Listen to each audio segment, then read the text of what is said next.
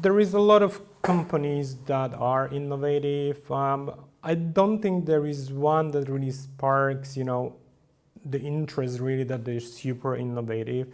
There's few examples like Zalando, like Amazon, from the e-commerce perspective that we think they are innovative and they have really cool marketing activities.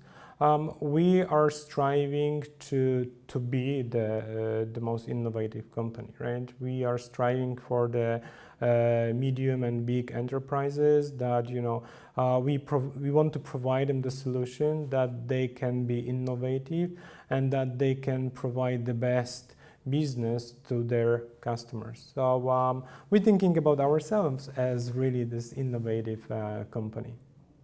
I'm happy to just mention a company in front of our doors back in Zurich. It's actually the company is called Digitec Galaxus.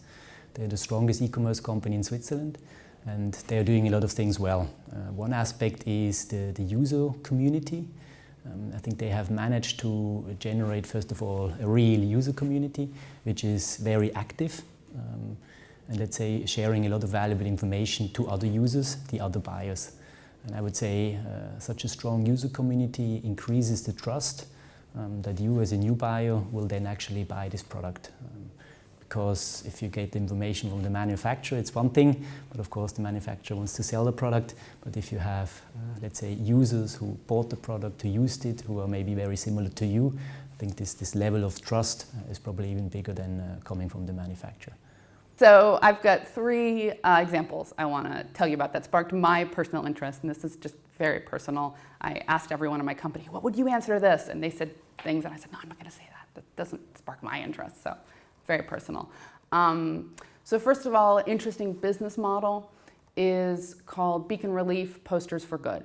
It's a pretty simple e-commerce site. They sell posters, they sell postcards, and it's a collaborative sort of artist project, like you see a lot of that. But what's different, all of the proceeds go toward disaster relief efforts. So they're using crowdsourcing for the greater good, which I think is pretty cool. And it's not just lining somebody's pockets.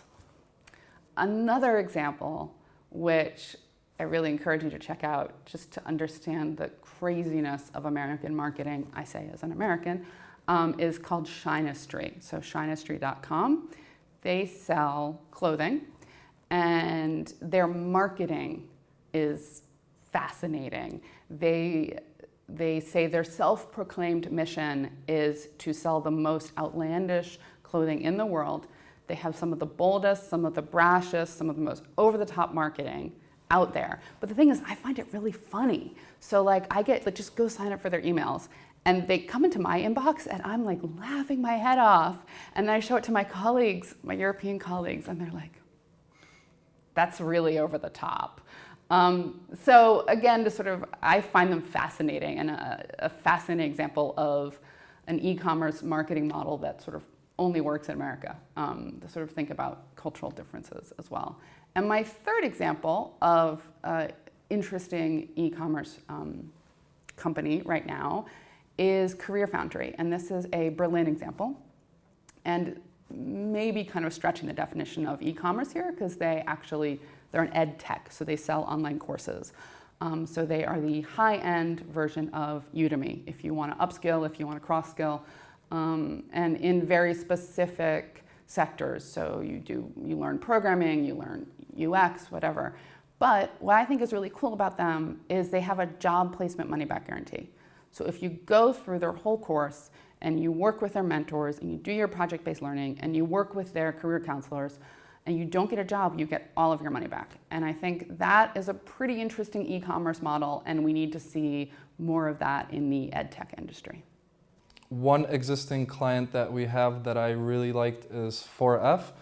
So, I mean, we're obviously very proud of that client, and that's because they support ski jumping, and I know that's a huge thing here in Europe. And obviously with that, they were able to really promote their products via the skiing. You know, a lot of people in Europe are watching that stuff, and they keep seeing 4F everywhere. So that's awesome. I mean, that's marketing at its finest. So that's really neat. So I'm really fascinated with e-commerce businesses that truly globalize e-commerce which is like Farfetch or Wish companies that allow European customers to purchase Chinese goods with relative ease. That's something that definitely is the future. It's hard for me to say any specific company stands out above the rest, but I would say generally what you're thinking is that the companies that embrace new technologies early, the companies that are planting their flag in these new platforms, so that as the platform grows, that company is going to grow with them. And as customers come to those new platforms, the first e-commerce companies that they're going to encounter are the ones that are experimenting and they're moving that technology forward, because they're going to be the ones that are there first. I will be honest and say Amazon is not one of them.